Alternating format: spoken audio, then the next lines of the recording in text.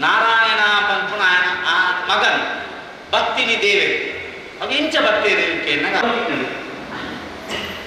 ದುರ್ಯೋಧನ ಸ್ವರ್ಗ ಬೇಕು ಸ್ವರ್ಗ ಬೇಕಲ್ಲ ದುರ್ಯೋಧನ ಸ್ವರ್ಗ ಬೇಕಿಲ್ಲ ಇಂಚ ಬೇಕಿಲ್ಲ ದುರ್ಯೋಧನ ಸ್ವರ್ಗ ಧರ್ಮ ಇನ್ನ ಶಾಸ್ತ್ರ ಅನ್ನ ಯುದ್ಧ ಧರ್ಮ ಶಾಸ್ತ್ರ ಕಷ್ಟ ಬರೋದಿಲ್ಲ ಏನ್ ಸಾಧಿ ದಾನ ಅವಸ್ಥೆ ನಮ್ಮ ಇನ್ನೊಂದರ ಒಂದೇ ನಮ್ಮ ಜೋಕ್ಲಿಗಳ ಹೋಗ್ಬಿಟ್ಟು ಒಂದೇ ನಮ್ಮ ಜೀಜ ಮಾಡಿ ಎಷ್ಟೇ ದಾರ ನಮ್ಮ ದೇವರ ಪ್ರಾರ್ಥನೆ ಮಾಡಿ ದಾರ ಅವಶ್ಯಕ ನಮ್ಮ ದೇಶಕ್ಕೆ ರೈಲು ದೂರ ಕಾಶ್ಮೀರ ನಂಗೆ ಹಿಂದೂ ಸಂಸ್ಕೃತಿ ವರಿಪಣ ಭಾಗ್ಯನು ಯೋಗನು ನಂಗೆ ಅನುಗ್ರಹ ಪಡೆದು ತಲಪಾಯದ ಪ್ರಸನ್ನ ಚಿತ್ತರ ಕುಲನಂಚಿನ ದುರ್ಗಾ ಪರಮೇಶ್ವರಿ ದೇವರಿಡಲ ಅಂಚನೆ ನಮೈನಿ ಆರಾಧನವಂತನಂಚಿನ ಕಲಶಾಭಿಮಾನಿ ದೇವರು ವರಲಕ್ಷ್ಮೀ ನಾರಾಯಣ ದೇವರಿಡಲ ಭಕ್ತಿ ಪುರಸ್ಸರವಾದ ಪ್ರಾರ್ಥನೆ ಮಂತೊಂದು ಕಥೆನೆ ಕೃಷ್ಣಾರ್ಪಣವಸ್ತು ಅವಾಗ ದೇವತಾಭ್ಯೋ ನಮಃ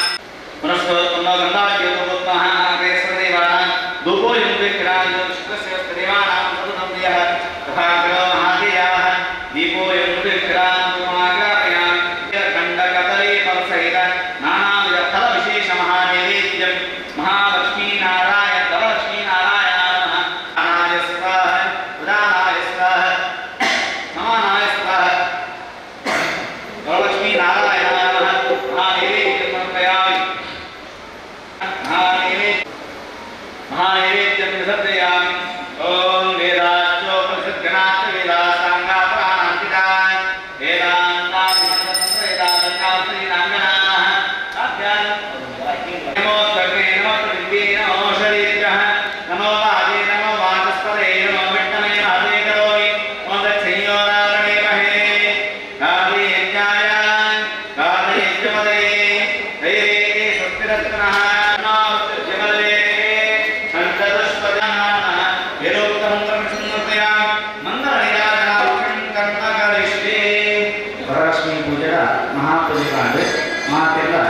ಭೂರೈತಿನ ದೇವರಿನ ಪೂಜೆ ಸೂರು ಸುಧಾರ್ಥ ಈ ಮೂಲಕ ಕೇಳುವುದಿಲ್ಲ.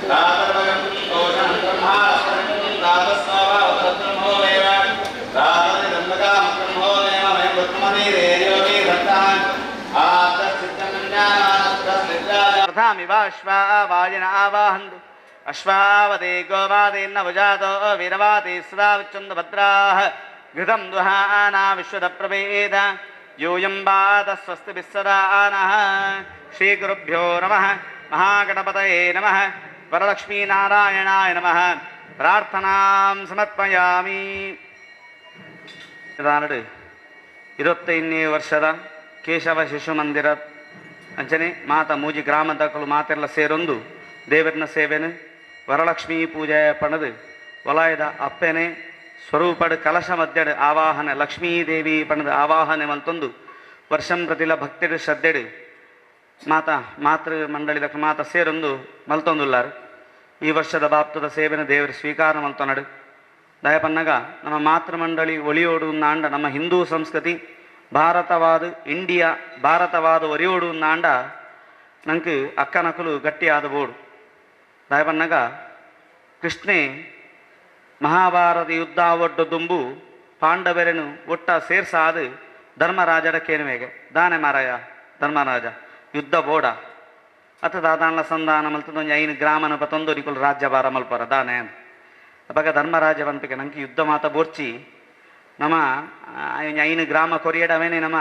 ತೂ ಒಂದು ನಮ್ಮ ನೆಮ್ಮದಿಡುಪುಗ ಪಂಡದು ಧರ್ಮರಾಜ ಬಂತೆಗೆ ಈ ಧರ್ಮರಾಜನ ಪಾತೆರ ತೂದು 4 ಜನ ಮೆಗ್ಗಿನ ಕುಲ ಬಂತರಿಗೆ ಸರಿ ಅಣ್ಣೆ ಅಂಚೆ ಪಂಡೆತ ನಂಕದಾಯಿ ಪಂಡದು ಅಣ್ಣನ ಪಾತೆರಿಗೆ ಎಸ್ ಎಂದು ಪಂಡೆರಿಗೆ ಆತು ಕೊಡ್ತಾನಗ ನಿಕ್ಕಲ್ಲಕೇನು ಎತ್ತು ಯಾನಕೇನಿ ದ್ರೌಪದಿ ಎಂಚ ಪನ್ಪಲು ಅಂಚ ನಡಪುಗ ದ್ರೌಪದಿಗೋಸ್ಕರವಾದ ಈತ ಮಾತ ಈ ಕಷ್ಟಲು ಬತ್ತಲು ದ್ರೌಪದಿನ ವಸ್ತ್ರಾಪಾರ ಆಪುನು ಅತ್ತನ್ನಾಂಡ ಈತ ಮಾತ ಸಂಗತಿ ನಡಪೆರೆಜ್ಜಿ ದ್ರೌಪದಿ ಎಂಚ ಪನ್ಪಲ ಅಂಚ ಅಪಗ ದ್ರೌಪದಿ ಪನ್ಪಲಿಗೆ ಆತ ಜನತೆ ಎದುರುಡು ಪಾಂಡವರು ತನ್ನ 5 ಜನ ಕಂಡ ಎಲ್ಲಲು ಭಗವಂತ ಎದುರುಡು ಕುಲ್ದೆ ಅಪಗ ದ್ರೌಪದಿ ಪನ್ಪಲಿಗೆ ಅಕುಲು ಬೋಡೋಡು ರಾಜ್ಯಭಾರ ಮಲ್ತೊಂದು ಪೋವಾಡು ಯಾನು ಎನ್ನ ಪ್ರಾಯ ಆತಿನ ಲಕ್ಕರ ತೀರನ್ನ ಪಪ್ಪ ಉಲ್ಲೇರಿ ಆರೆಲ್ಲ ಎನ್ನ ಮೆಗ್ಗೆ ದ್ರುಪದಿ ಉಲ್ಲೆ ಆಯನ್ನ ಪತ್ತೊಂದು ಯಾನು ಕತ್ತಿ ಪತ್ತೊಂದು ಯಾನು ಯುದ್ಧಕ್ಕೆ ಬಿದ್ದಾಡುವೆ ಕೌರವೇರ ಯುದ್ಧಕ್ಕೆ ಬಿದ್ದಾಡುವೆ ಅಂದು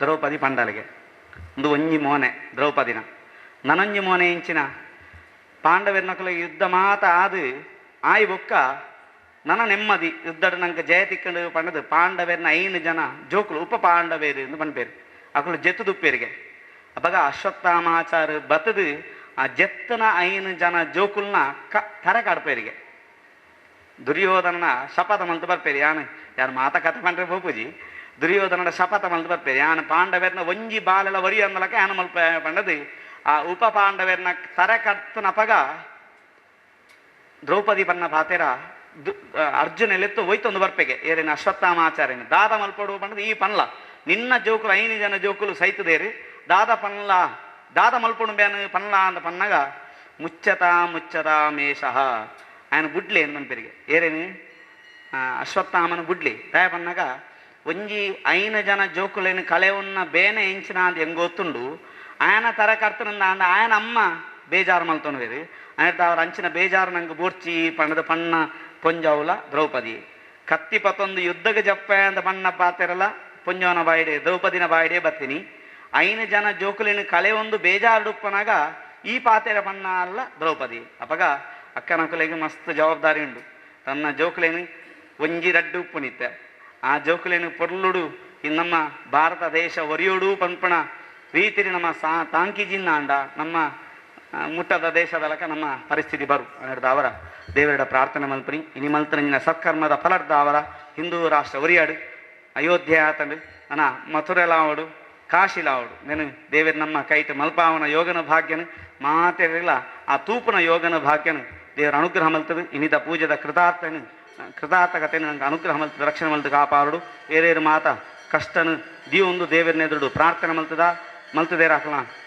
ಬೋಡಿತ್ತಿ ನಂಚನ ಅನುಗ್ರಹನ ದೇವರಿಗೆ ಕೊರಡು ಪಡೆದು ದೇವರಿನ ಸನ್ನಿಧಾನ ಭಕ್ತಿರ ಶ್ರದ್ಧೆಡು ಪ್ರಾರ್ಥನೆ ಮಾಡ್ಕೊಂಡು ಅವತ್ತಂದೆ ಡಿಸೆಂಬರ್ದ ಒಂಜಿ ವಾರದ ಕಾಲ 23ನೇ ತಾರೀಕಂದು 31ನೇ ತಾರೀಕು ಮುಟ ಪುರ್ಲುಡು ವಿಜೃಂಭಣೆದ ಕಾರ್ಯಗಳು ಮಾತ ಆಯರುಂಡು ಬಂಗಾರದ ಅಟ್ಟೆ ಕನ್ನಡಿ ಸಮರ್ಪಣೆ ಬೊಳ್ಳಿದ ಪುರ್ಲುದ ಕೊಡಿಮರತ ಸಮರ್ಪಣೆ ಶತಚಂಡಿಕಾಯಾಗ ರುದ್ರಯಾಗ ಗಣಪತಿ ದೇವರಿಗೆ ಮೂಡಪ್ಪ ಸೇವೆ ವೀರಭದ್ರ ದೇವರಿಗೆ ವಡ ಸೇವೆ ಮಾತ ನಮ್ಮ ಪೊರ್ಲು ಯೋಗ ನಮ್ಮದು ಈ ಭೂಮಿಡು ಪುಟ್ಟದ ಪಣ್ಣಾಗ ಈಗ ಮೂಜಿ ಗ್ರಾಮಡ್ ನಮ್ಮ ಉಲ್ಲಾ ಪನ್ಪಣೆ ಮಲ್ಲ ಯೋಗ ದಿನ ಮಾತ ತೂಪನ ಯೋಗ ಹಂಗೆ ದೇವರ ಅನುಗ್ರಹ ಮಲ್ತದೇರು ಹಿಡ್ದಾವರ ಇನಿಯ ಮಲ್ತನಂಜಿನ ಸತ್ಕರ್ಮ ಮರ್ದಾವರ ಎಲ್ಲ ಅಂಜ ಆಪಣಂಚಿನ ಆ ಮಾತ ಪುಣ್ಯ ಕೆಲಸದ ದಾಲ ಒಂಜಿ ವಿಘ್ನ ಬರಂದೆ ಏರೇದು ಮಾತ ಮನಸ್ಸದ ಅಭೀಷ್ಟದೇ ಒಂದು ಸೇವೆಯನ್ನು ಕೊಡ್ತಾರ ಆಗಲೇ ಬೋಡಿತ್ತನ ಒಂಜಿನ ಒಂಜಿ ಅನುಗ್ರಹ ದೇವರು ಕೊರಡು ಪಣದ ದೇವರಿನ ಸನ್ನಿಧಾನ ಭಕ್ತಿ ಶ್ರದ್ಧಾಪರ್ಕವಾದ ತರಬಗ್ಗಾದ ಪ್ರಾರ್ಥನೆ ಸ್ವಾಮಿ ದೇವರೇ.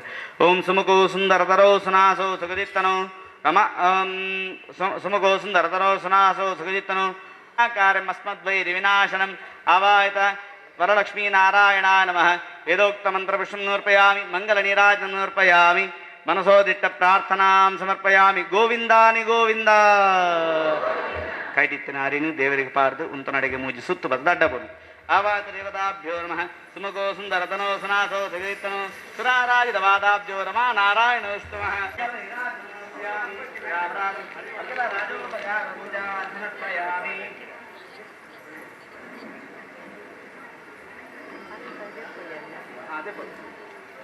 ಹಣ್ಣು ಕಾಯ್ದಿರ್ಕೊಳ್ಳಿ ಅಮ್ಮ.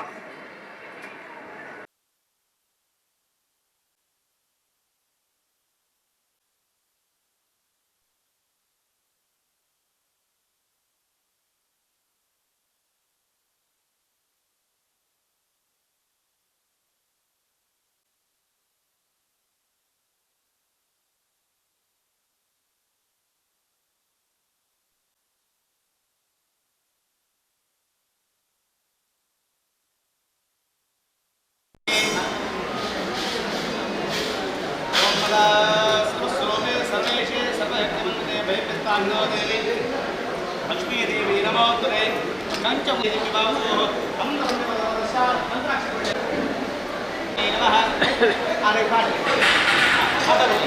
महालक्ष्मी नमः दादास्तानुदासयामि लक्ष्मी नारायण समर्पयामि. महाजनानुदिशाचरित वरलक्ष्मी क्रियागमन मांगल्यमूर्ति श्री वरलक्ष्मी नारायण वेदाक्षी ಅಭ್ಯಾಗತರನ್ನು ಸಂಸ್ಥೆಯ ಪದಾಧಿಕಾರಿಗಳು ವೇದಿಕೆಗೆ ಕರೆತರಬೇಕಾಗಿ ವಿನಂತಿ. ಪೂಜಿತೆ ಶಂಖಚಕ್ರ ಗದಾ ಹಸ್ತೆ ಮಹಾಲಕ್ಷ್ಮೀ ನಮೋಸ್ತುತೆ. ಪ್ರತಿ ವರ್ಷ ಪೌರ್ಣಮಿಯ ಸಮೀಪದ ಶ್ರಾವಣ ಮಾಸದ 2ನೇ ಶುಕ್ರವಾರ ಬರುವ ಈ ವರಮಹಾಲಕ್ಷ್ಮಿ ವ್ರತವನ್ನು ಎಲ್ಲ ಮುತ್ತೈದೆಯರು ಭಕ್ತಿ ಶ್ರದ್ಧೆಯಿಂದ ಆಚರಿಸುತ್ತಾರೆ. ಭವಿಷ್ಯೋತ್ತರ ಪುರಾಣದ ಪ್ರಕಾರ ಲಕ್ಷ್ಮಿಯು ಕ್ಷೀರಸಾಗರದಿಂದ ಅವತಾರ ತಾಳಿದಳೆಂದು ಹೇಳಲಾಗುತ್ತದೆ. ರಾಕ್ಷಸರು ಹಾಗೂ ದೇವತೆಗಳು ಅಮೃತ ಪಡೆಯುವುದಕ್ಕಾಗಿ ವಾಸುಕಿಯ ಸಹಾಯದೊಂದಿಗೆ ಮಂದರ ಪರ್ವತವನ್ನು ಕಡೆಯುತ್ತಿರುವಾಗ ಕ್ಷೀರಸಾಗರದಲ್ಲಿ ಪರಿಶುದ್ಧವಾಗಿ ಶ್ವೇತ ವರ್ಣದಲ್ಲಿ ಉದ್ಭವಿಸುತ್ತಾಳೆ ಲಕ್ಷ್ಮಿ. ಈ ವ್ರತವನ್ನು ಯಾರು ನಿಷ್ಠೆಯಿಂದ ಮಾಡುತ್ತಾರೋ ಅವರಿಗೆ ಹಾಗೂ ಅವರ ಮನೆಯವರೆಲ್ಲರಿಗೂ ಒಳ್ಳೆಯದಾಗುತ್ತದೆ ಎಂದು ಹಾಗೂ ಎಲ್ಲ ಕೆಲಸದಲ್ಲಿ ಏಳಿಗೆ ಆಗುತ್ತದೆ ಎಂದು ನಂಬಿಕೆಯೂ ಇದೆ. ಹೀಗಾಗಿ ನಮ್ಮ ಪೂರ್ವಿಕರು ಹೇಳುವ ಮಾತೆಂದರೆ, ಎಲ್ಲಿ ತನು ಮನ ಮನೆ ಶುದ್ಧವಾಗಿರುತ್ತದೆಯೋ ಅಲ್ಲಿ ಲಕ್ಷ್ಮಿಯು ತಾಂಡವವಾಡುತ್ತಾಳೆ ಎಂದು. ಎಲ್ಲದಕ್ಕಿಂತ ಇಲ್ಲಿ ಭಕ್ತಿ ಹಾಗೂ ಶ್ರದ್ಧೆ ಮುಖ್ಯ. ಎಷ್ಟೇ ಈ ನಮ್ಮ ಆಧುನಿಕ ಪಾಶ್ಚಿಮಾತ್ಯ ಜೀವನ ನಮ್ಮನ್ನು ಆವರಿಸಿದರೂ ನಾವು ನಮ್ಮ ಸಂಪ್ರದಾಯ ಪದ್ಧತಿಗಳನ್ನು ಇನ್ನೂ ಉಳಿಸಿಕೊಂಡು ಬಂದಿದ್ದೇವೆ ಎನ್ನುವುದಕ್ಕೆ ಈ ವರಮಹಾಲಕ್ಷ್ಮಿ ಹಬ್ಬದ ಆಚರಣೆಯೇ ಸಾಕ್ಷಿ. ಯಾ ದೇವಿ ಸರ್ವಭೂತೇಷು ಶಕ್ತಿ ರೂಪೇಣ ಸಂಸ್ಥಿತ ನಮಸ್ತಸ್ಯೆ ನಮಸ್ತಸ್ಯೆ ನಮಸ್ತಸ್ಯೆ ನಮೋ ನಮಃ. ಯಾ ದೇವಿ ಸರ್ವಭೂತೇಷು ಲಕ್ಷ್ಮೀ ರೂಪೇಣ ಸಂಸ್ಥಿತ ನಮಸ್ತಸ್ಯೆ ನಮಸ್ತಸ್ಯೆ ನಮಸ್ತಸ್ಯೆ ನಮೋ ನಮಃ ಎಂದು ಹೇಳುತ್ತಾ ಕ್ಷೇತ್ರದ ಅಧಿದೇವತೆ ಶ್ರೀ ದುರ್ಗಾ ಪರಮೇಶ್ವರಿ ಹಾಗೂ ಪರಿವಾರ ದೈವ ದೇವರುಗಳನ್ನ ಸ್ಮರಿಸುತ್ತಾ ಸೇವೆ, ಸಂಸ್ಕಾರ, ಸಂಘಟನೆ, ಸಾಮರಸ್ಯದ ಮೂಲಕ ಕೇಶವ ಶಿಶು ಮಂದಿರವು ಕಳೆದ 35 ವರ್ಷಗಳಿಂದ ನಿರಂತರ ಚಟುವಟಿಕೆಯ ಮೂಲಕ ಸಾಮಾಜಿಕ ಪರಿವರ್ತನೆಯ ಮೂಲಕ ಉಳ್ಳಾಲ ತಾಲೂಕಿನ ಪ್ರತಿ ಗ್ರಾಮಗಳಲ್ಲಿಯೂ ಮನೆ ಮಾತಾಗಿದೆ. ಇಂದಿನ ವರಮಹಾಲಕ್ಷ್ಮಿ ವ್ರತಾಚರಣೆಯ ಕಾರ್ಯಕ್ರಮವು ಇವತ್ತಿಗೆ 25ನೇ ಸಂವತ್ಸರವನ್ನು ಶ್ರೀದೇವಿಯ ಅನುಗ್ರಹದಿಂದ ಈ ಕ್ಷೇತ್ರದಲ್ಲಿ ಬಹಳ ಅರ್ಥಪೂರ್ಣವಾಗಿ ಹಾಗೂ ನಮ್ಮ ಸಂಸ್ಥೆಯ ಉಪಾಧ್ಯಕ್ಷರಾಗಿ ಸೇವೆ ಸಲ್ಲಿಸಿದ ದಿವಂಗತ ಸತ್ಯವತಿ ಮಾರ್ಲ ಇವರ ಸ್ಮರಣಾರ್ಥ ಸಭಾಭವನದಲ್ಲಿ ಬಹಳ ಶ್ರದ್ಧಾ ಭಕ್ತಿಯಿಂದ ನೆರವೇರುತ್ತಾ ಬರುತ್ತಾ ಇದೆ. ಯಾವುದೇ ಕಾರ್ಯಕ್ರಮವು ಆರಂಭವಾಗುವ ಮೊದಲು ದೇವರನ್ನು ಪ್ರಾರ್ಥಿಸುವುದು ಅತ್ಯುತ್ತಮ. ಹಾಗಾಗಿ ನಮ್ಮ ಬಾಲಗೋಕುಲದ ಸದಸ್ಯೆಯಾದಂತಹ ಕವನ ಇವಳಿಂದ ಗಣಪತಿ ಸ್ತುತಿ.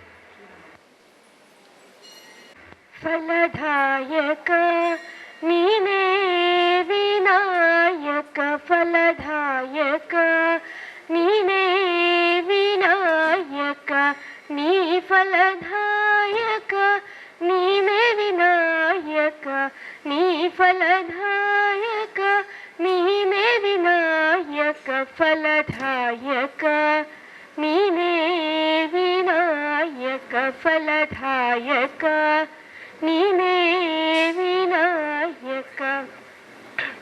ಕಾರ್ಯಾರಂಭದಿ ಭಜಿಸುವೆ ನಿನ್ನನು, ಕಾರ್ಯಾರಂಭದಿ ಭಜಿಸುವೆ ನಿನ್ನನು, ಕಾರ್ಯಸಿದ್ಧಿ ಪೋದೆ ಮಗೆ ವಿನಾಯಕ, ಕಾರ್ಯಸಿದ್ಧಿ ಪೋದೆ ಮಗೆ ವಿನಾಯಕ, ಫಲದಾಯಕ ನೀನೇ ವಿನಾಯಕ.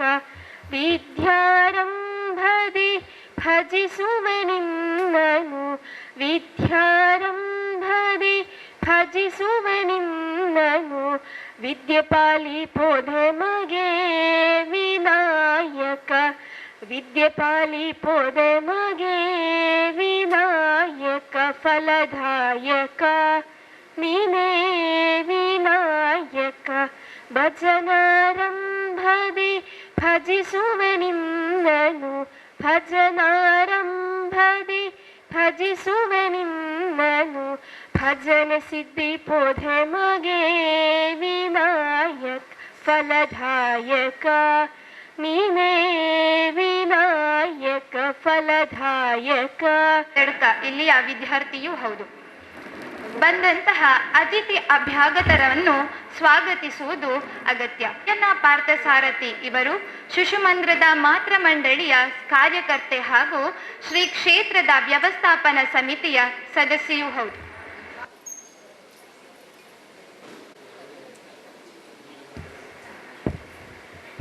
ಇಂದಿನ ಧಾರ್ಮಿಕ ಕಾರ್ಯಕ್ರಮದಲ್ಲಿ ಧಾರ್ಮಿಕ ಉಪನ್ಯಾಸವನ್ನು ನೀಡಲಿರುವವರು ಮಾನ್ಯ ಶ್ರೀ ಚೆನ್ನಯ್ಯ ಸ್ವಾಮಿ, ರಾಷ್ಟ್ರೀಯ ಸೇವಾ ಭಾರತಿ ಕಾರ್ಯದರ್ಶಿ, ಕರ್ನಾಟಕ ದಕ್ಷಿಣ ಪ್ರಾಂತ. ತಾವು ಉದ್ಯಮಿಯಾಗಿದ್ದುಕೊಂಡು ಸಾಮಾಜಿಕ ಚಟುವಟಿಕೆಗಳಲ್ಲಿ ನಿರಂತರವಾಗಿ ತೊಡಗಿಸಿ ಸಂಘದ ನಿಷ್ಠಾವಂತ ವ್ಯಕ್ತಿಯಾಗಿ ನಮ್ಮೆಲ್ಲರಿಗೂ ಮಾರ್ಗದರ್ಶನವನ್ನು ನೀಡುತ್ತಿರುವ ತಮಗೆ ನಮ್ಮೆಲ್ಲರ ಪರವಾಗಿ ಹೃತ್ಪೂರ್ವಕ ಸ್ವಾಗತವನ್ನು ಬಯಸುತ್ತಿದ್ದೇನೆ. ಇನ್ನೋರ್ವರು ಅತಿಥಿಗಳು ತಲಪಾಡಿ ಗುತ್ತಿನ ಸುಧೀರ್ ಶೆಟ್ಟಿ, ಕನ್ನೂರು, ಮಂಗಳೂರು ಮಹಾನಗರ ಪಾಲಿಕೆಯ ಮಹಾಪೌರರು. ಇವರಿಗೆ ನಮ್ಮೆಲ್ಲರ ಪರವಾಗಿ ಸ್ವಾಗತವನ್ನು ಬಯಸುತ್ತಿದ್ದೇನೆ. ಇವರಿಗೆ ಶ್ರೀಮತಿ ಸುನಂದ ಇವರು ಪುಷ್ಪವನ್ನು ನೀಡಿ ಸ್ವಾಗತಿಸಬೇಕಾಗಿ ವಿನಂತಿ. ಗೌರವ ಉಪಸ್ಥಿತಿಯಲ್ಲಿರುವವರು ಶ್ರೀ ಹೇಮಂತ್ ಶೆಟ್ಟಿ ದಂಪತಿಗಳು, ಪ್ರಬಂಧಕರು KS ಹೆಗ್ಡೆ ಆಸ್ಪತ್ರೆ, ದೇರಳಕಟ್ಟೆ. ಶ್ರೀಯುತರು KS ಹೆಗ್ಡೆ ಆಸ್ಪತ್ರೆಯಲ್ಲಿ ನೊಂದು ಬೆಂದು ಬಂದಂತಹ ಅನಾರೋಗ್ಯ ಪೀಡಿತರಿಗೆ ಸಹಕಾರವನ್ನು, ಯಾವುದೇ ಪ್ರಚಾರವನ್ನು ಬಯಸದೆ ನಿಷ್ಠೆಯಿಂದ ಕಾರ್ಯನಿರ್ವಹಿಸುತ್ತಿರುವ ತಮಗೆ ನಮ್ಮೆಲ್ಲರ ಪರವಾಗಿ ಪ್ರೀತಿಪೂರ್ವಕ ಸ್ವಾಗತವನ್ನು ಬಯಸುತ್ತಿದ್ದೇನೆ. ಇವರಿಗೆ ಪೂರ್ಣಿಮಾ ಹಾಗೂ ಜಯ ಇವರು ಹೂವನ್ನು ನೀಡಿ ಸ್ವಾಗತಿಸಬೇಕಾಗಿ ವಿನಂತಿ. ಗೌರವ ಉಪಸ್ಥಿತಿಯಲ್ಲಿರುವವರು ಶ್ರೀ ಮನೋಜ್ ಕುಮಾರ್ ದಂಪತಿಗಳು, ಮಾಲಕರು, ಗರುಡಿ ಸ್ಟೀಲ್ಸ್, ಮಂಗಳೂರು. ಇವರು ಸಂಕ್ರಮಣ ಕಾರ್ಯಕ್ರಮದ ನಿಮಿತ್ತ ತಡವಾಗಿ ನಮ್ಮ ಈ ಧಾರ್ಮಿಕ ಕಾರ್ಯಕ್ರಮದಲ್ಲಿ ಭಾಗವಹಿಸಲಿರುವವರು. ಇವರ ಅನುಪಸ್ಥಿತಿಯಲ್ಲಿ ಅವರನ್ನು ನಿಮ್ಮೆಲ್ಲರ ಪರವಾಗಿ ಸ್ವಾಗತಿಸುತ್ತಿದ್ದೇನೆ. ಕ್ಷೇತ್ರದ ಪೂಜಾ ಕಾರ್ಯಕ್ರಮವನ್ನು ನೆರವೇರಿಸಿದ ಸುದರ್ಶನ್ ಬನ್ನಿತಾಯ ಇವರಿಗೂ ಸ್ವಾಗತವನ್ನು ಬಯಸುತ್ತಿದ್ದೇನೆ. ಇವರಿಗೆ ಶ್ರೀಮತಿ ಪ್ರತಿಮಾ ಇವರು ಪುಷ್ಪವನ್ನು ನೀಡಿ ಸ್ವಾಗತಿಸಬೇಕಾಗಿ ವಿನಂತಿ. ಕ್ಷೇತ್ರದ ಆಡಳಿತ ಮುಕ್ತೇಶ್ವರರಾದ ಡಾಕ್ಟರ್ ಮೋಹನ್ ದಾಸ್ ರಾಯ್, ಸಾಂತೆಗುತ್ತು ಇವರನ್ನು ನಿಮ್ಮೆಲ್ಲರ ಪರವಾಗಿ ಸ್ವಾಗತಿಸುತ್ತಿದ್ದೇನೆ. ಇವರಿಗೆ ಶ್ರೀಮತಿ ಸುನೀತಾ ಇವರು ಪುಷ್ಪವನ್ನು ನೀಡಿ ಸ್ವಾಗತಿಸಬೇಕಾಗಿ ವಿನಂತಿ. ಹಾಗೆಯೇ ಕೇಶವ ಶಿಶು ಮಂದಿರದ ಗೌರವಾಧ್ಯಕ್ಷರಾದ ಶ್ರೀ ಶಿವರಾಮ್ ಶೆಟ್ಟಿ, ಸಾಂತೆಗುತ್ತು ಇವರನ್ನು ನಿಮ್ಮೆಲ್ಲರ ಪರವಾಗಿ ಸ್ವಾಗತಿಸುತ್ತಿದ್ದೇನೆ. ಇವರಿಗೆ ಶ್ರೀಮತಿ ಭಾರತಿ ಇವರು ಪುಷ್ಪವನ್ನು ನೀಡಿ ಸ್ವಾಗತಿಸಬೇಕಾಗಿ ವಿನಂತಿ. ಹಾಗೆಯೇ ಕೇಶವ ಶಿಶು ಮಂದಿರದ ಅಧ್ಯಕ್ಷರಾದ ವಾಸುದೇವ ಮಿತ್ತಡ ಇವರನ್ನು ಪ್ರೀತಿಪೂರ್ವಕವಾಗಿ ಸ್ವಾಗತಿಸುತ್ತಿದ್ದೇನೆ.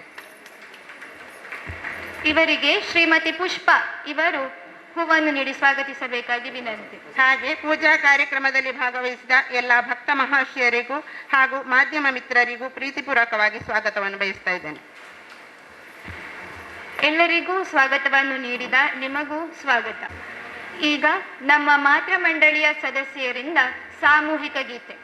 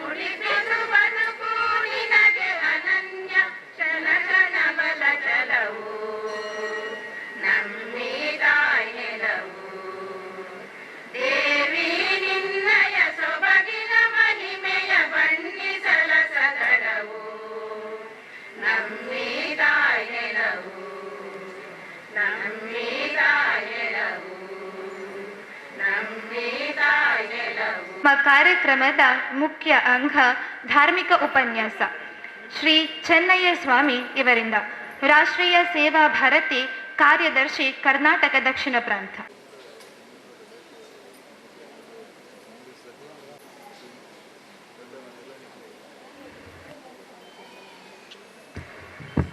ಹರಿ ಓಂ. 3 ಸಲ ಓಂಕಾರ ಮಾಡುವ. ನಾವೆಲ್ಲ ಸ್ವಲ್ಪ ಗೊಂದಲದಲ್ಲಿದ್ದೇವೆ. ಅಲ್ಲಿ ಪೂಜೆ ಆಗ್ತಾ ಇದೆ, ಇಲ್ಲಿ ಮಾತಾಡ್ತಾ ಇದ್ದೇವೆ. ಮತ್ತೆ ನಾನು ಹೆಚ್ಚೊತ್ತು ಮಾತಾಡುವುದಿಲ್ಲ, ನೀವು ಭಯ. ಆಗಲೇ ಒಂದು 15-20 ನಿಮಿಷ ತಡ ಆಗಿದೆ, ಅದರಷ್ಟೇ ನಾನು ಕಡಿಮೆ ಮಾತಾಡ್ತೇನೆ. ಸರಿ ಆಗ್ಬೋದಾ? ಒಂದು 3 ಸಲ ಓಂಕಾರ ಏಕ್ ದೋ ಅಂತ ಹೇಳ್ತೇನೆ, ನೀವು ಓಂಕಾರ ಶುರು ಮಾಡಬೇಕು. ಆಗ್ಬೋದಾ? ಏಕ್ ದೋ एक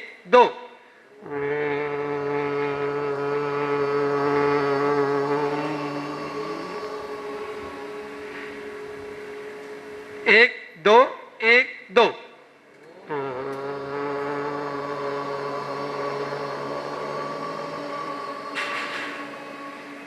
एक दो एक दो.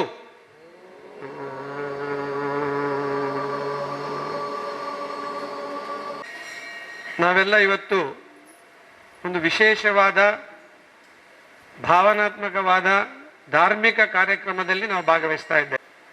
ಇಲ್ಲಿ ನೂರಾರು ಸಂಖ್ಯೆಯಲ್ಲಿ ಅಷ್ಟಲಕ್ಷ್ಮಿಯ ಸ್ವರೂಪದಲ್ಲಿ ಬಂದಂಥ ಎಲ್ಲ ಮಾತೃ ಸ್ವರೂಪಿ ತಾಯಂದಿರಿಗೆ ಶಿರಸಾಷ್ಟಾಂಗ ನಮಸ್ಕಾರಗಳು.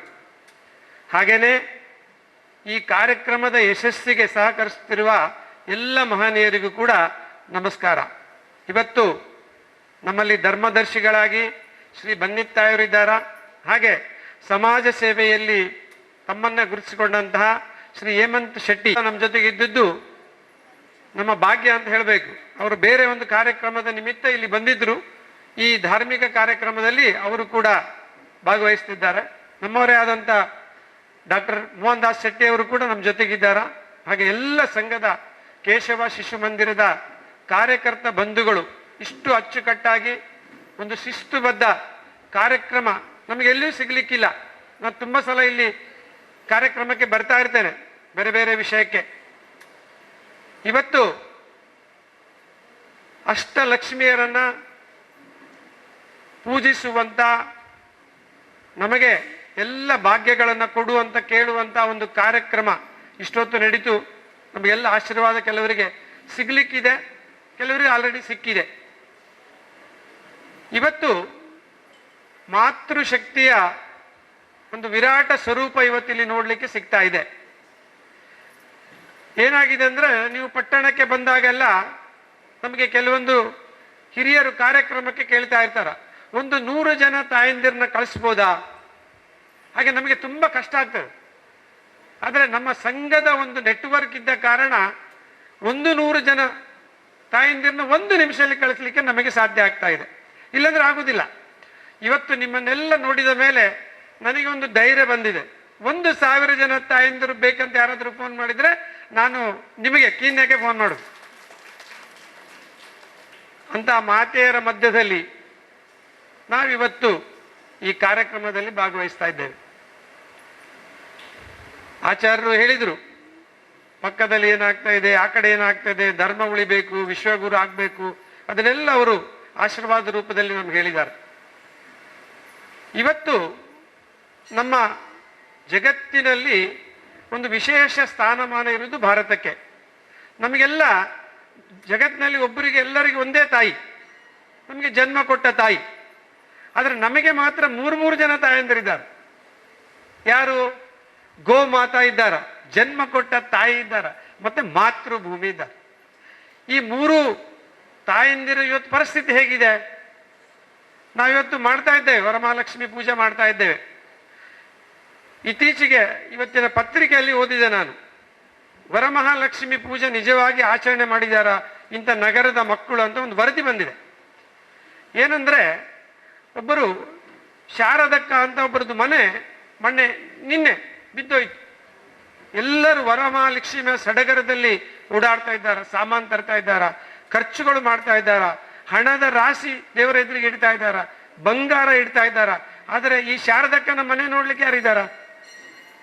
ಸಂಘದ ಕಾರ್ಯಕರ್ತರು ಕೂಡಲೇ ಅಲ್ಲಿಗೆ ಹೋದ್ರು. ಹೋಗಿ ಅವರನ್ನ ಏನು ಸಾಯಬೇಕು, ಏನು ಮಾಡಬೇಕು, ಅವ್ರನ್ನ ಹೇಗೆ ಸಂರಕ್ಷಣೆ ಮಾಡಬೇಕು, ಈ ಕಾರ್ಯವನ್ನು ಸಂಘದ ಕಾರ್ಯಕರ್ತರಲ್ಲಿ ಮಾಡ್ತಾ ಇದ್ದಾರೆ.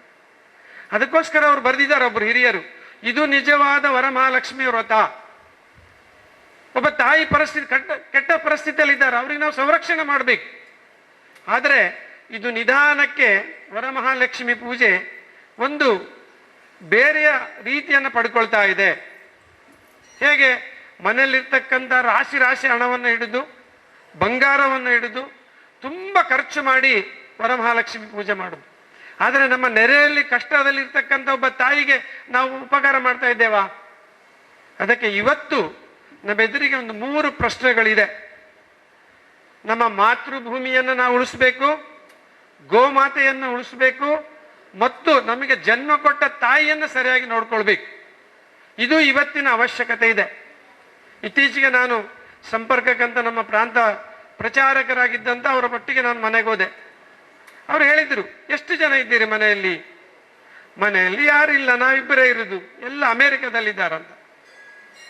ಅಂದ್ರೆ ಇವತ್ತು ಪರಿಸ್ಥಿತಿ ಹೇಗಾಗಿದೆ? ಅವರು ಖುಷಿಯಲ್ಲಿದ್ದಾರ, ಅದು ಇವ್ರು ನೋಡಿಕೊಳ್ಳೋದು ಯಾರು? ಅವರು ಸಂಘ ಕಾರ್ಯಾಲಯಕ್ಕೆ ಫೋನ್ ಮಾಡ್ತಾರೆ, ಅರ್ಜೆಂಟಿಗೆ ಸಮಸ್ಯೆ ಆಗಿದೆ, ಯಾರಾದರೂ ಕಳಿಸಿ. ಇದ್ರದ್ದು ಯಾರ್ದು ಕರ್ತವ್ಯ? ಯಾಕೆ ಹೀಗಾಯಿತು? ಇದರಲ್ಲಿ ಯಾರು ಹೊಣೆ? ನಮ್ಮಲ್ಲಿ ತುಂಬ ಜನ ಬಾಲಗೋಕುಲಗಳಿಗೆ ಹೋದಾಗ ಅವರ ತಂದೆ ತಾಯಂದಿರು ನಮ್ಮ ಹತ್ರ ಬರ್ತಾ ಇರ್ತಾರೆ.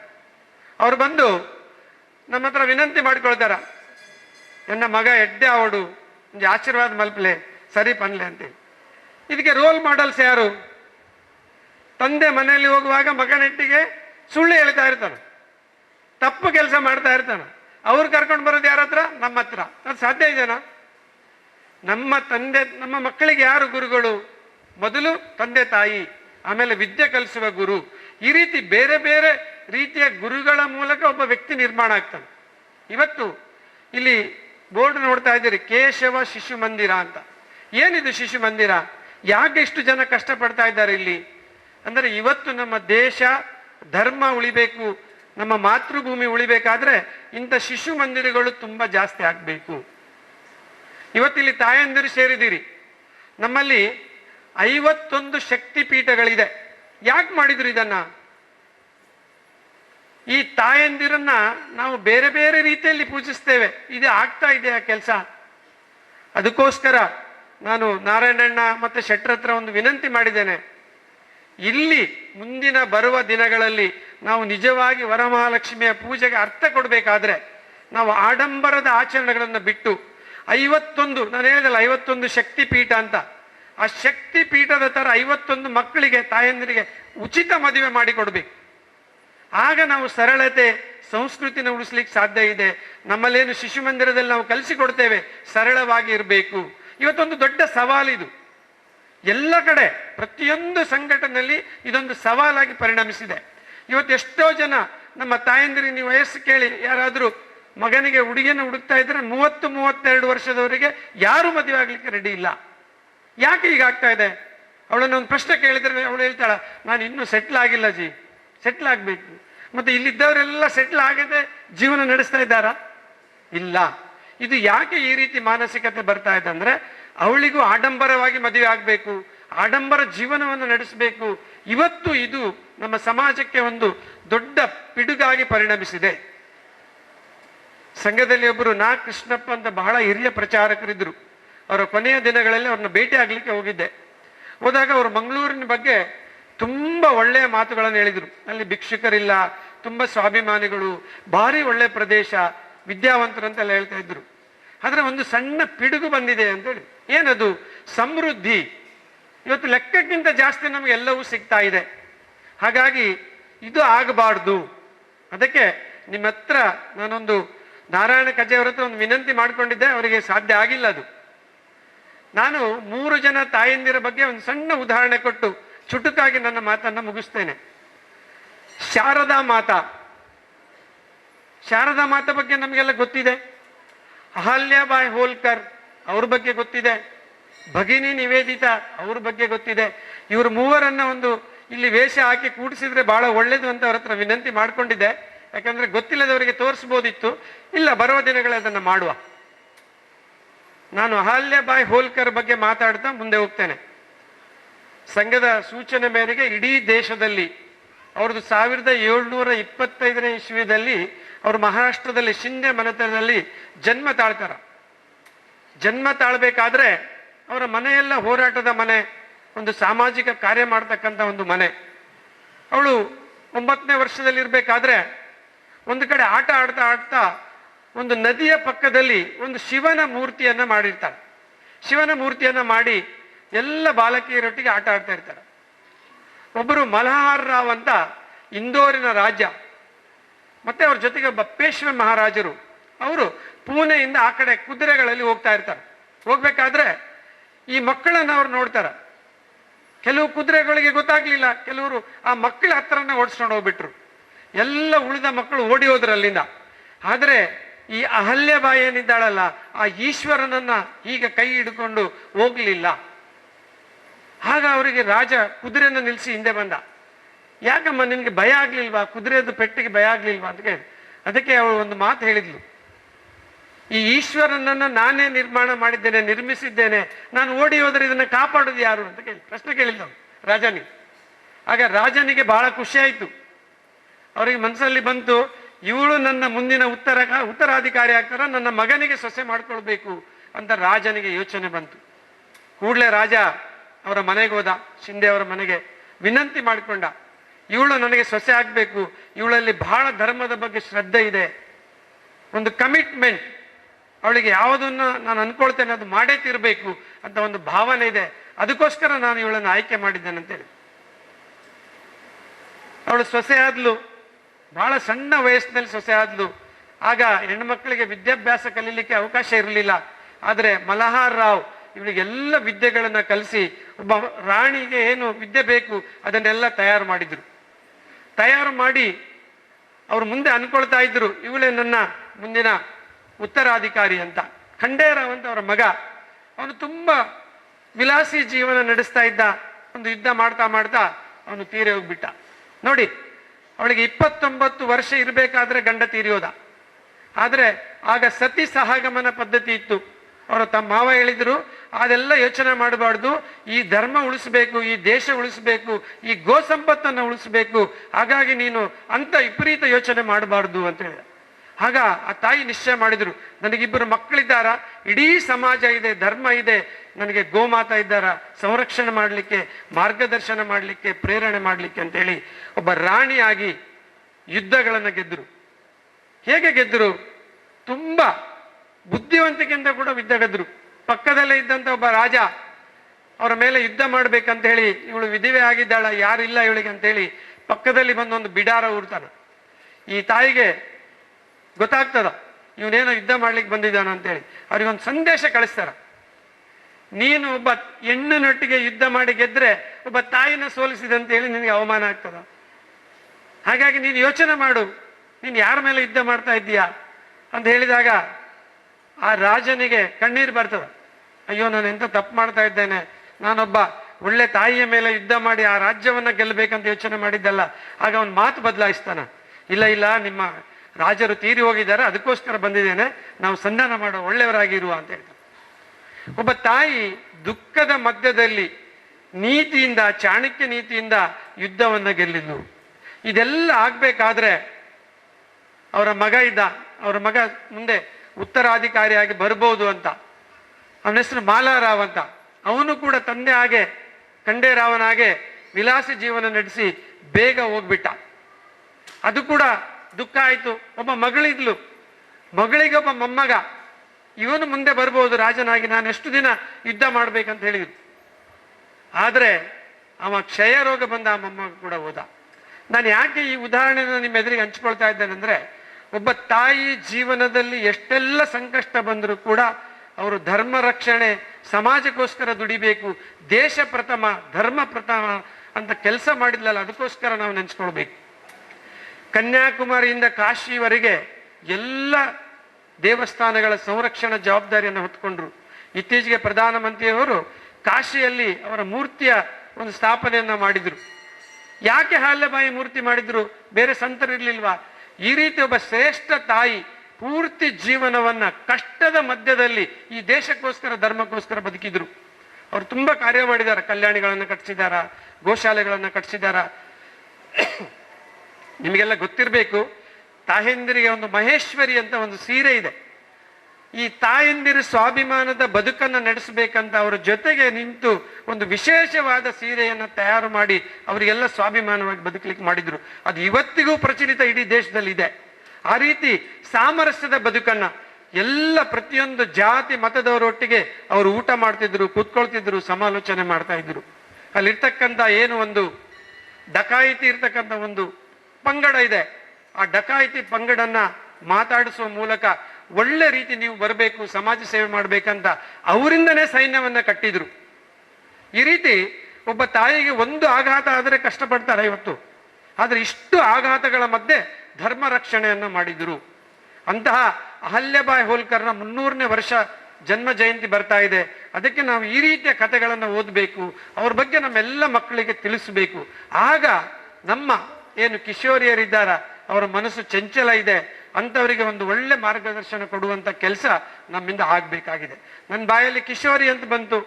ಇವತ್ತು ಪಕ್ಕದ ಭಾಗ್ಯನಗರ, ಹೈದರಾಬಾದ್ ಅಂತ ನಾವು ಕರಿತೇವೆ, ಅದರಲ್ಲಿ 300 ಕಿಶೋರಿ ಕೇಂದ್ರಗಳನ್ನು ತಯಾರು ಮಾಡಿದ್ದಾರೆ. ಯಾಕೆ ಮಾಡಿದ್ದಾರೆ? ಏನು ಪ್ರಶಿಕ್ಷಣ ಕೊಡ್ತಾ ಇದ್ದಾರೆ ಅವರಿಗೆ? ಅವರು ಯಾವುದೇ ಆಸೆ ಆಕಾಂಕ್ಷಕ್ಕೆ ಬೇರೆ ಮತಕ್ಕೆ ಹೋಗಬಾರ್ದು, ಬೇರೆ ತಪ್ಪು ದಾರಿ ಹಿಡಿಬಾರ್ದು, ಅವರು ಸ್ವಾಭಿಮಾನದಲ್ಲಿ ಬದುಕಬೇಕು.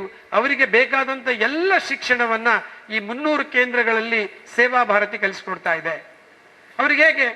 ಅವರಿಗೆ ಇಲ್ಲಿ ಡಾಕ್ಟರ್ ಇದ್ದಾರ, ಜನರಲ್ ಡ್ಯೂಟಿ ಅಸಿಸ್ಟೆಂಟ್ ಅಂತ ಅಲ್ಲಿರ್ತಕ್ಕಂಥ ಎಲ್ಲ ರಾಧಾ ಮೆಡಿಕಲ್ ಏನು ಇದೆ ಸಂಸ್ಥೆಗಳಿದೆ, ಅವರೊಟ್ಟಿಗೆ ಒಂದು ಒಡಂಬಡಿಕೆ ಮಾಡಿಕೊಂಡು ಅವರಿಗೆಲ್ಲ ಕೆಲಸ ಸಿಗುವಂತೆ ಸೇವಾ ಭಾರತಿ ಮಾಡ್ತಾ ಇದೆ. ಇವತ್ತು ನಾನು ಸೇವಾ ಭಾರತಿ ಚಟುವಟಿಕೆ ಹೇಳಲಿಕ್ಕೆ ಬಂದದಲ್ಲ, ಒಂದು ಉದಾಹರಣೆ ರೂಪದಲ್ಲಿ ನಾನು ಒಂದು ಮಗುವಿಗೆ ಅಲ್ಲಿ ಹೇಳಿದ್ರು, ಒಬ್ರು ನೀವೊಂದು 2 ನಿಮಿಷ ಮಾತಾಡಬೇಕು ಅಂತ ಹೇಳಿದ್ರು. ಆಗ ಒಂದು ಮಗುವಿನ ನಾನು ಎದ್ದು ನಿಲ್ಸಿ ಕೇಳಿದೆ, ನಿನ್ನ ತಂದೆ ಏನ್ ಮಾಡ್ತಾ ಇದ್ದಾರಮ್ಮ? ಅವ್ರು ಹೇಳಿದ್ರು, ನಾನು ಸೇವಾ ಬಸ್ತಿಯಲ್ಲಿರೋದು, ಸಿಲಿಂಡರ್ ಬರುವಂತ ಕೆಲಸ ಮಾಡ್ತಾ ಇದ್ದಾರ, ಇವತ್ತು ನನ್ನ ಜೀವನ ತುಂಬಾ ಚೆನ್ನಾಗಿದೆ ಅಂತ. ಅದಕ್ಕೆ ನಾನು ನಾರಾಯಣಣ್ಣ ಮತ್ತು ಶೆಟ್ಟರಲ್ಲಿ ಒಂದು ವಿನಂತಿ ಮಾಡಿದ್ದೇನೆ, 51 ಏನೇ ಕೆಲಸ ಮಾಡಿ ನೀವು 51 ತಾಯಂದರಿಗೆ ಕೆಲಸ ಕೊಡುವಂತ ಕೆಲಸ ಮಾಡಿ, 51 ಗೋದಾನ ಮಾಡಿ, 51 ಬಾಲಗೋಕುಲ ಮಾಡಿ. ಈ ರೀತಿ 51 ಮಾಡ್ತಾ ಮಾಡ್ತಾ ಮಾಡ್ತಾ ಒಂದಿನ ನೀವು ಒಳ್ಳೆ ಚಟುವಟಿಕೆ ಮಾಡಿದ್ರೆ, ಸುಧಾಮೂರ್ತಿ, ಡಾಕ್ಟರ್ ವೇದ ಅಂತ ಗುಜರಾತ್ನಲ್ಲಿ ಇಡೀ ಜೀವನವನ್ನ ಸಮಾಜಕ್ಕೋಸ್ಕರ ಸೇವಾ ಬಸ್ತಿಗೋಸ್ಕರ ಸೌದಿದಾರ ಅಂತ ತಾಯಂದಿರನ್ನ ಇಲ್ಲಿ ಜೋಡಿಸುವಂತ ಕೆಲಸವನ್ನ ನಾವು ಮಾಡುವ. ಈ ಸಮಾಜಕ್ಕೆ ಒಂದು ಉತ್ತರ ಕೊಟ್ಟಾಗೆ ಆಗ್ತದೆ. ನನ್ನಲ್ಲಿ ತುಂಬಾ ಪಟ್ಟಿ ಇದೆ, ಸಮಯ ಸ್ವಲ್ಪ ಕಡಿಮೆ ಇದೆ, ಸ್ವಲ್ಪ ಪ್ರಾರಂಭ ಆಗುವಾಗ ತಡ ಆಯಿತು. ಹಾಗಾಗಿ ನನ್ನ ಮಾತುಗಳನ್ನ ಸ್ವಲ್ಪ ಕಡಿಮೆ ಮಾಡಿ ಇನ್ನೂ ಒಂದು 2 ನಿಮಿಷದಲ್ಲಿ ನನ್ನ ಮಾತು ಮುಗಿಸ್ತೇನೆ. ನಾರಾಯಣನ ನೋಡ್ತಾ ಇದ್ದಾರೆ, ನನ್ನ ಕಡೆ ಸಂಕೇತ ಕೊಟ್ಟಿದ್ದಾರೆ ಅವರು.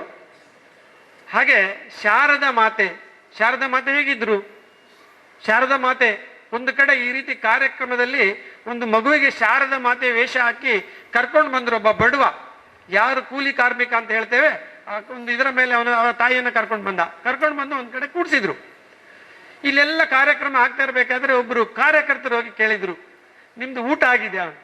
ಅದಕ್ಕೆ ಅವಳು ಹೇಳಿದ್ರು ಇಲ್ಲ ಅಂತ ಹೇಳಿ. ಇಷ್ಟೆಲ್ಲ ಆದ್ಮೇಲೆ ಅವರಿಗೆ ಸ್ವಲ್ಪ ಮತ್ತೆ ಏನಪ್ಪ ಇವಳು ಊಟನೇ ಮಾಡ್ತಾ ಇಲ್ಲ, ಯಾಕೆ ಈಗ ಮಾಡ್ತಾ ಇದ್ದಾರೆ ಅಂತ ಪುನಃ ಒಂದ್ಸಲ ಬಂದು ಕೇಳಿದ್ರು, ಅಮ್ಮ ನಿಂದು ಊಟ ಆಗಿದೆ? ಇಲ್ಲ ಅಂತ ಹೇಳಿ. ಹಾಗೆ ಅವ್ರು ಕೇಳಿದ್ರು, ಯಾಕೆ ಊಟ ಮಾಡೋದಿಲ್ಲ ನೀವು? ನಾನು ಶಾರದೆ ಮಾತೆ ವೇಷ ಹಾಕಿಲ್ವಾ? ಶಾರದೆ ಮಾತೆ ಊಟ ಮಾಡೋದು ಯಾವಾಗ? ಶಾರದೆ ಮಾತೆ ಊಟ ಮಾಡೋದು ಯಾವಾಗ? ತಾಯಂದ್ರೆ ಹೇಳ್ಬೇಕು, ಕೊನೆಗಲ್ವಾ?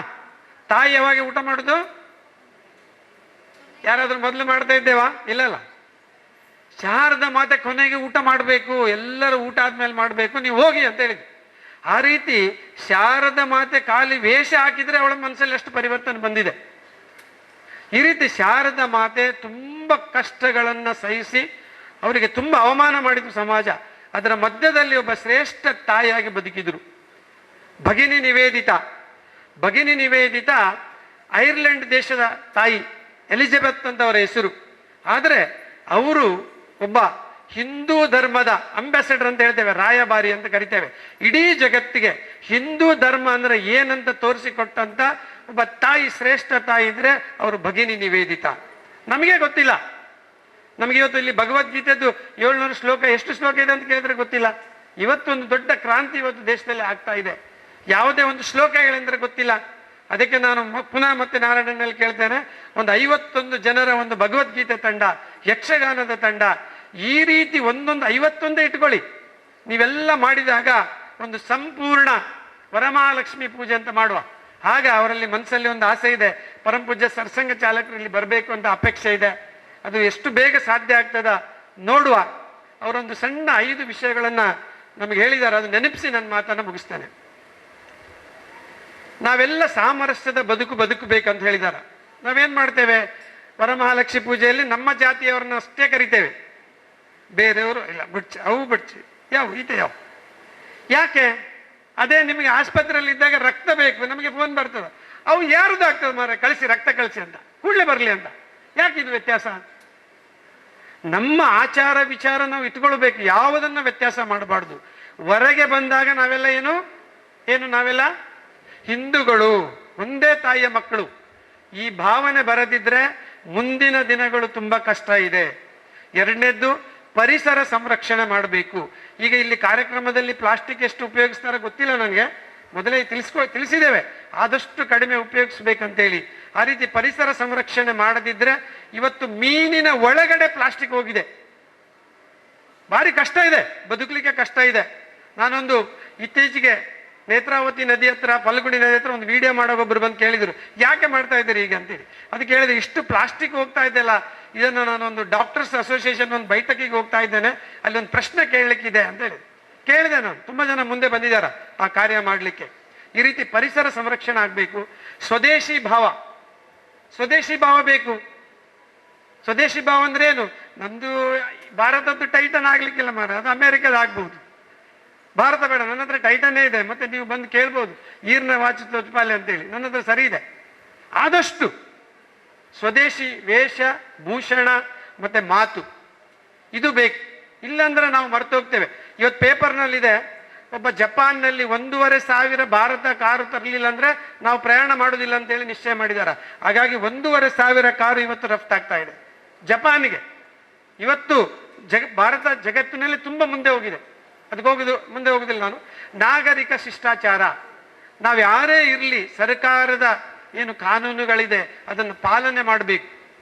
ನಾವೇನ್ ಮಾಡ್ತೇವೆ, ನನ್ನ ಮಗ ಹಿಂದೆ ಇರ್ತಾನ, ರಾಂಗ್ ಸೈಡ್ ಪೋಯಿ ಮಾರ ದಾಲಾಪುಜಿ ಬಕ್ಕದೂಕ ಅಂತ, ಹಾಗೆ ಅವನೇನ್ ಕಲಿತಾನ? ನಮಗೆ ಗೊತ್ತಿಲ್ಲದೆ ಅವನಿಗೆ ಶಿಕ್ಷಣ ಕೊಡ್ತಾ ಇದ್ದೇವೆ ತಪ್ಪು ಕಲೀಲಿಕ್ಕೆ. ಇದು ಆಗಬಾರ್ದು. ನಾಗರಿಕ ಶಿಷ್ಟಾಚಾರ ಪಾಲನೆ ಮಾಡಲೇಬೇಕು.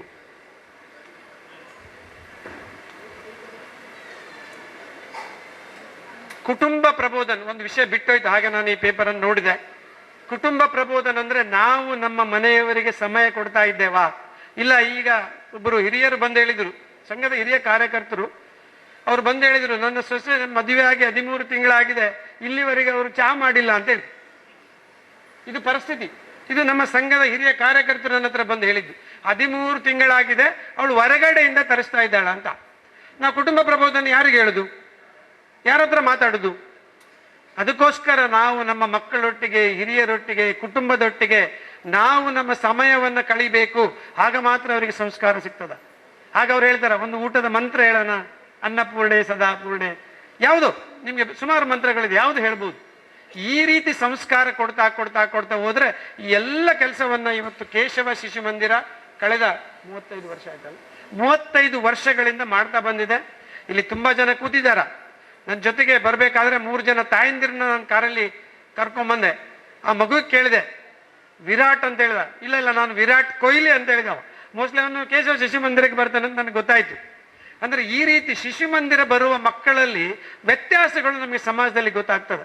ಅದಕ್ಕೆ ನೀವು ಬಂದಂತ ಎಲ್ಲ ತಾಯಂದಿರಲ್ಲಿ ನಿಮಗೆ ಕೈ ಮುಗಿದು ನಾನು ಬೇಡಿಕೊಳ್ಳೋದೇನೆಂದ್ರೆ, ನೀವೆಲ್ಲರೂ ಸಂಘದ ಈ ಏನು ಕಾರ್ಯಕ್ರಮಗಳಿದೆ, ಚಟುವಟಿಕೆಗಳಿದೆ, ಈ ರೀತಿ ನೀವು ಭಾಗವಹಿಸಿ ಸಂಸ್ಕಾರ ಕೊಟ್ಟು ಬರುವ ಕೆಲವು ವರ್ಷಗಳು, ನಾನು ದಿನ ಅಂತ ಹೇಳೋದಿಲ್ಲ, ಸಂಪೂರ್ಣ ವರಮಹಾಲಕ್ಷ್ಮಿ ಪೂಜೆ ಮಾಡಲಿಕ್ಕೆ ಆ ದೇವರು ನಿಮಗೆ ದಯಪಾಲಿಸಲಿ, ಕರುಣೆ ತೋರಿಸಲಿ, ಆಶೀರ್ವಾದ ಮಾಡಲಿ ಅಂತ ಹೇಳ್ತಾ, ಬರುವ ರಕ್ಷಾಬಂಧನ ಕಾರ್ಯಕ್ರಮ ಶುಭವಾಗಲಿ, ಶುಭ ತರಲಿ ನಿಮ್ಗೆ ಅಂತ ಹೇಳಿ ನಾವು ಸ್ವಾತಂತ್ರ್ಯ ದಿನೋತ್ಸವ ಮಾಡಿದ್ದೇವೆ. ಆ ಎಲ್ಲ ಮಹನೀಯರ ನೆನಪು ಹೆಸರುಗಳನ್ನ ನಮ್ಮ ಮಕ್ಕಳಿಗೆ ತಿಳಿಸ್ತಾ ನಿಮ್ಮೆಲ್ಲರಿಗೆ ಶುಭ ಆಗಲಿ ಅಂತ ಹೇಳಿ ಧನ್ಯವಾದಗಳು.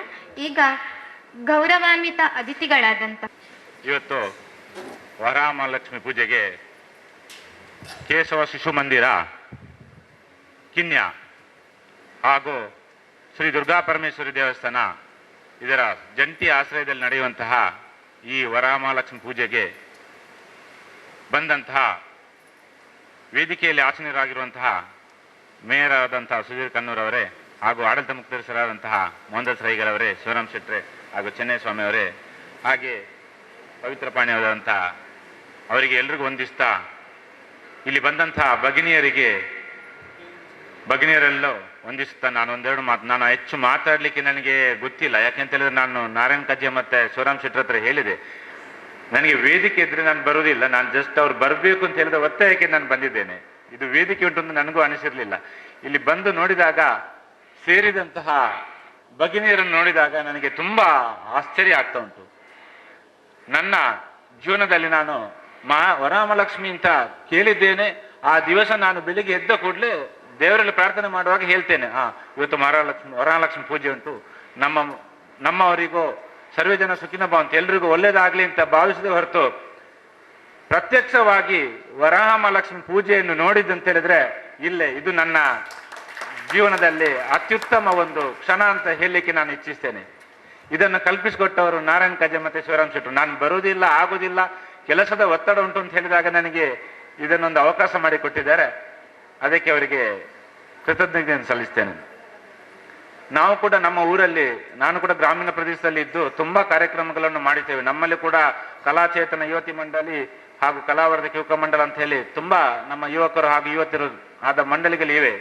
ಆದರೆ ಇಲ್ಲಿಯ ಮಹಿಳೆಯರನ್ನು ನೋಡಿದಾಗ ನಮ್ಮದು ಅದೊಂದು 10% ಇಲ್ಲ ಅಂತ ಹೇಳ್ತೇನೆ ನಾನು. ಯಾಕೆಂತ ಹೇಳಿದ್ರೆ ನಮ್ದು ಕೂಡ ಒಂದು 2-3 ಗ್ರಾಮದವರು ಒಟ್ಟಿಗೆ ಸೇರ್ತೇವೆ. ನಿನ್ನೆ ಸ್ವಾತಂತ್ರ್ಯ ದಿನ ಆಯ್ತು, ಮೊನ್ನೆ ಆಟಿಡೊಂಜಿ ದಿನ ಆಯ್ತು. ಅದರಲ್ಲಿ ಒಂದು 400-500 ಜನ ಸೇರಿದ್ರು. ಆದರೆ ಮಹಿಳೆಯರು ಇದ್ರು ಒಂದು 200-300 ಅಷ್ಟೇ. ಇಲ್ಲಿಯ ಮಹಿಳೆಯರನ್ನು ನೋಡಿದಾಗ ನಮಗೆ ತುಂಬಾ ಖುಷಿ ಆಗ್ತಾ ಇದೆ. ಕೇಶವ ಶಿಶು ಮಂದಿರ ಹೇಗೆ ನಡೀತಾ ಇದೆ ಅಂತೇಳಿ ನನಗೆ ಅವರು ಹೇಳ್ತಾ ಇದ್ರು. ಮಕ್ಕಳನ್ನು ಯಾವ ರೀತಿ ಪ್ರೋತ್ಸಾಹಿಸ್ತಾರೆ, ಮಕ್ಕಳನ್ನು ಯಾವ ರೀತಿ ಅವರು ಸಂಸ್ಕಾರಯುತವಾಗಿ ಮಾಡ್ತಾ ಇದ್ದಾರೆ ಅಂತ ಮಾತುಗಳನ್ನು ನಾನು ಅವರು ಬಂದಾಗ ನನ್ನ ಆಫೀಸಲ್ಲಿ ಕೇಳಿಸ್ತಾ ಇದ್ದೆ. ಮಾತೆಯರು ಪ್ರಮುಖ ಪಾತ್ರ, ನಮ್ಮ ಮಕ್ಕಳನ್ನು ಸಂಸ್ಕಾರಯುತ ಮಾಡುವಲ್ಲಿ ಇಂತಹ ಮಾತೆಯವರು ಪ್ರಮುಖ ಪಾತ್ರ ವಹಿಸ್ತಾರೆ. ಯಾಕೆಂತ ಹೇಳಿದ್ರೆ ಎಕ್ಸಾಂಪಲ್ ನಾನೇ ಬೆಳಿಗ್ಗೆ 8 ಗಂಟೆಗೆ ಆಫೀಸ್ಗೆ ಹೋದ್ರೆ ನಾನು ಬರೋದು ರಾತ್ರಿ 8 ಆಗ್ಬೋದು, 9 ಗಂಟೆ ಆಗ್ಬೋದು.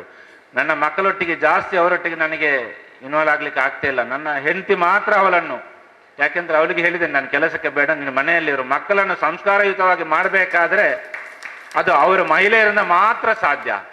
ಸೊ ಇಲ್ಲಿ ಇಷ್ಟು ಮಹಿಳೆಯರು ಸೇರಿದ್ದೀರಾ, ನೀವು ಇಂಥ ಒಳ್ಳೆಯ ಕಾರ್ಯದಲ್ಲಿ ಸೇರಿ ನಿಮ್ಮ ಮಕ್ಕಳೆಲ್ಲರನ್ನು ಸಂಸ್ಕಾರಯುತವನ್ನಾಗಿ ಮಾಡಿಸಿ ನಮ್ಮ ಮೋದಿಜಿಯವರೇನು ಕನಸುಂಟು ನಮ್ಮ ರಾಷ್ಟ್ರವನ್ನು ವಿಶ್ವಗುರು ಮಾಡುವಂಥದ್ದು, ಇಂಥ ವಿಶ್ವಗುರು ಆಗುವುದರಲ್ಲಿ ನಿಮ್ಮ ಮಹಿಳೆಯರ ಪಾತ್ರ ತುಂಬ ಪ್ರಮುಖ ಪಾತ್ರ ವಹಿಸ್ತದೆ ಅಂತ ಹೇಳ್ತಾ, ಇವತ್ತು ವರಮಹಾಲಕ್ಷ್ಮಿ ಪೂಜೆಯ ಏನು ನಮಗೆಲ್ಲ ಅನುಗ್ರಹ ಇರಲಿ ಅಂತ ಹೇಳಿಸ್ತಾ 1-2 ಮಾತುಗಳನ್ನು ಮಾತಾಡ್ಲಿಕ್ಕೆ ಅವಕಾಶ ಮಾಡಿಕೊಟ್ಟದಕ್ಕೆ ವಂದಿಸುತ್ತಾ ನನ್ನ ಮಾತಿಗೆ ಪೂರ್ಣ ವಿರಾಮಿಸ್ತೇನೆ. ಜೈ ಹಿಂದ್, ಜೈ ಭಾರತ್. ಶಿರವಾಗಿ ನಮಿಸುತ್ತಾ ಕೇಶವ ಶಿಶು ಮಂದಿರ ಕೆನ್ಯಾ ಹಾಗೆಯೇ ದುರ್ಗಾ ಪರಮೇಶ್ವರಿ ದೇವಸ್ಥಾನದ ಆಡಳಿತದ ವತಿಯಿಂದ ಇವತ್ತು ನಡೆದಂತಹ ವರಮಹಾಲಕ್ಷ್ಮಿ ಈ ಒಂದು ಪೂಜೆಯ ಈ ಒಂದು ಧಾರ್ಮಿಕ ಸಭಾ ಕಾರ್ಯಕ್ರಮದ ವೇದಿಕೆಯಲ್ಲಿರತಕ್ಕಂಥ ನಮ್ಗೆಲ್ರಿಗೂ ಕೂಡ ನಮ್ಮ ಸನಾತನವಾಗಿರತಕ್ಕಂಥ ಸಂಸ್ಕೃತಿ, ಸಂಸ್ಕಾರ, ಆಚಾರ, ವಿಚಾರದ ಬಗ್ಗೆ ಸವಿಸ್ತಾರವಾಗಿ ಹೇಳಿದಂಥ ನನ್ನ ಆದರಣೀಯರು, ಆತ್ಮೀಯರು ಆಗಿರತಕ್ಕಂತಹ ಚಿನ್ನಯ್ಯ ಸ್ವಾಮಿಯವರೇ, ಹಾಗೆಯೇ ಈ ದೇವಸ್ಥಾನದ ಆಡಳಿತ ಮುಖ್ಯಸ್ಥರಾಗಿರತಕ್ಕಂತಹ ಡಾಕ್ಟರ್ ಮೋಹನ್ದಾಸ್ ಶೆಟ್ರೆ, ಹಾಗೆಯೇ ವೇದಿಕೆಯಲ್ಲಿ ಇರತಕ್ಕಂತಹ ಇವತ್ತು ನಮಗೆ ಆ ಒಂದು ವರಮಹಾಲಕ್ಷ್ಮಿ ಪೂಜೆಯ ಬಗ್ಗೆ, ಅದರ ಬಗ್ಗೆ ನಮ್ಮ ಸೇರಿದಂಥ ಎಲ್ಲ ಮಾತೆಯರ ಬಗ್ಗೆ ಬಹಳ ಹೆಮ್ಮೆಯ ಮಾತನ್ನು ಹೇಳಿದಂಥ ಹೇಮಂತ್ ಶೆಟ್ರೆ, ವೇದಿಕೆಯ ಮೇಲೆ ಆಸೀನರಾಗಿರತಕ್ಕಂಥ ಎಲ್ಲ ಗಣ್ಯರೇ, ಹಾಗೆ ಸೇರಿದಂಥ ಎಲ್ಲ ಬಂಧು ಭಗಿನಿಯರೇ, ಶ್ರದ್ಧೆಯ ತಾಯಂದಿರೇ, ಬಹಳ ಅರ್ಥಪೂರ್ಣವಾಗಿರತಕ್ಕಂತಹ ಕಾರ್ಯಕ್ರಮದಲ್ಲಿ ನಾವೆಲ್ಲ ಸಂಪನ್ನಗೊಂಡಿದ್ದೇವೆ.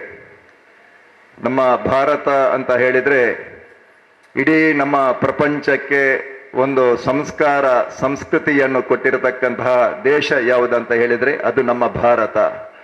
ಈಗಾಗಲೇ ಚಿನ್ನಯ್ಯ ಸ್ವಾಮಿಯವರು ಹೇಳಿದರು, ನಾವು ನಮ್ಮ ಹೆತ್ತ ತಾಯಿಯನ್ನು, ಹಾಗೆ ನಮ್ಮ ಹೊತ್ತ ಭೂಮಿಯನ್ನು, ಹಾಗೆ ನಮಗೆ ಜೀವನ ಪರ್ಯಂತ ನಮಗೆ ಹಾಲನ್ನು ಕೊಡತಕ್ಕಂತಹ ತಾಯಿ ಗೋಮಾತೆಯನ್ನು ಬಹಳ ನಾವು ಗೌರವಪೂರ್ವಕವಾಗಿ ನಾವು ಪೂಜಿಸ್ತೇವೆ. ನಾನು ಹೆಚ್ಚು ಮಾತಾಡಲಿಕ್ಕೆ ಹೋಗುವುದಿಲ್ಲ. ನೀವು ನೋಡ್ಬೋದು, ಸ್ವಲ್ಪ ನಮ್ಮ ಪ್ರಕೃತಿಯ ಆಚೆ ಈಚೆ ನೋಡುವಾಗ ನಮ್ಮ ಬದಿಯಲ್ಲಿ ಹರಿಯುವಂತಹ ಪ್ರತಿಯೊಂದು ನದಿಯನ್ನು ಕೂಡ ನಮ್ಮ ಹಿರಿಯರು, ಪೂರ್ವಜರು ತಾಯಿಯ ಹೆಸರಲ್ಲಿ ಕರೆದಿದ್ದಾರೆ. ನಮ್ಮ ದೇಶದಲ್ಲಿ ಹರಿಯುವಂಥ ಎಲ್ಲ ನದಿ, ಅದು ಗಂಗೆ ಇರ್ಬೋದು, ಸರಸ್ವತಿ, ಬ್ರಹ್ಮಪುತ್ರ, ಶಕಂಡಕಿ, ಕಾವೇರಿ, ಯಮುನಾ, ರೇವಾ, ಗೋದಾ, ಮಹಾನದಿ, ಮತ್ತೆ ಇಲ್ಲಿ ಹರಿಯುವಂಥ ನೇತ್ರಾವತಿ ಇರ್ಬೋದು, ಫಲ್ಗುಣಿ ಇರ್ಬೋದು, ನಂದಿನಿ ಇರ್ಬೋದು, ಎಲ್ಲ ನದಿಗೆ ಕೂಡ ತಾಯಿ ಹೆಸರನ್ನು ಇಟ್ಟಿದ್ದಾರೆ. ಯಾಕಂತ ಹೇಳಿದ್ರೆ ತಾಯಿ ಅಂತ ಹೇಳಿದ್ರೆ ಎಲ್ಲೂ ಕೂಡ ಸ್ವಾರ್ಥ ಇಲ್ಲದೆ ತನ್ನ ಮಕ್ಕಳನ್ನು ಸಾಕುವಂತಹ ತಾಯಿ ಯಾರು ಅಂತ ಹೇಳಿದ್ರೆ ಅದು ನಮ್ಮ ಹೆತ್ತ ತಾಯಿ. ಹಾಗಾಗಿ ನಾವೆಲ್ಲರೂ ಕೂಡ ಇಡೀ ನಮ್ಮ ಪೂರ್ವಜರಿಂದ ನಮ್ಮ ತಾಯಿಗೆ ಪ್ರಥಮ ಸ್ಥಾನವನ್ನು ನಾವು ಕೊಟ್ಟಿದ್ದೇವೆ. ಹಾಗಾಗಿ ನಾವು ಪೂಜೆ ಮಾಡುವಂತಹ ನವಗ್ರಹ ಅದು ನವದುರ್ಗೆಯರು, ಅದು ಕೂಡ ತಾಯಿಯೇ. ನಾವು ನಮ್ಮ ಹಿಂದಿನ ಹಿಂದಿನವರು ರಕ್ಕಸರು ಈ ಒಂದು ಪ್ರಪಂಚದಲ್ಲಿ ಅನ್ಯಾಯ ಮಾಡುವಂತಹ ಸಂದರ್ಭದಲ್ಲಿ ದೇವತೆಗಳು ಕೂಡ ಆ ಮಹಾತಾಯಿಯ ಏನು ಆಶೀರ್ವಾದದಿಂದ ಬೇರೆ ಬೇರೆ ರೂಪವನ್ನು ತಾಳಿ ಆ ಒಂದು ಅಸುರರ ಆ ಒಂದು ಅವರನ್ನು ವಧೆ ಮಾಡುವಂತಹ ಕಥೆಯನ್ನು ಕೂಡ ನಾವು ನೋಡಿದ್ದೇವೆ. ಹಾಗಾಗಿ ತಾಯಿ ಅಂತ ಹೇಳಿದ್ರೆ ಅದು ನಮ್ಗೆ ತಾಯಿ ಅಂತ ಹೇಳಿದ್ರೆ ನಾವೆಲ್ಲರೂ ಕೂಡ ತಾಯಿಯನ್ನು ಬಹಳ ಪೂಜ್ಯತಾ ಭಾವನೆಯಿಂದ ಕೊಡುವಂತಹ ಒಂದು ಸಂಸ್ಕೃತಿ ಇದ್ರೆ ಅದು ನಮ್ಮ ಭಾರತೀಯ ಸಂಸ್ಕೃತಿಯಲ್ಲಿ ಮಾತ್ರ.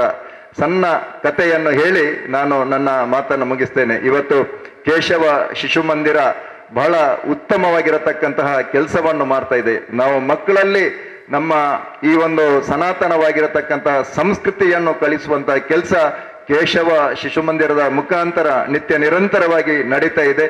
ನಾನು ಕೂಡ ಸಂಘದ ಒಬ್ಬ ಶಾಖೆಯ ಮುಖ್ಯ ಶಿಕ್ಷಕನಾಗಿದ್ದಂತಹ ಸಂದರ್ಭದಲ್ಲಿ ಸುಮಾರು 30 ವರ್ಷದ ಹಿಂದೆ ನಾನು ಕೇಶವ ಆ ಒಂದು ಕಿನ್ಯಾದಲ್ಲಿ ಇರತಕ್ಕಂತಹ ಆ ಶಿಶು ಮಂದಿರದಲ್ಲಿ ನಮ್ಮ ಏನೋ ತಿಂಗಳಿಗೆ ಒಮ್ಮೆ ಅಲ್ಲಿ ಬೈಠಕ್ ಇತ್ತು. ಆ ಬೈಠಕನ್ನು ಕೂಡ ಅಲ್ಲಿ ಕಳೆದಂತಹ ನೆನಪು ಇವತ್ತು ಕೂಡ ನನಗೆ ಇದೆ.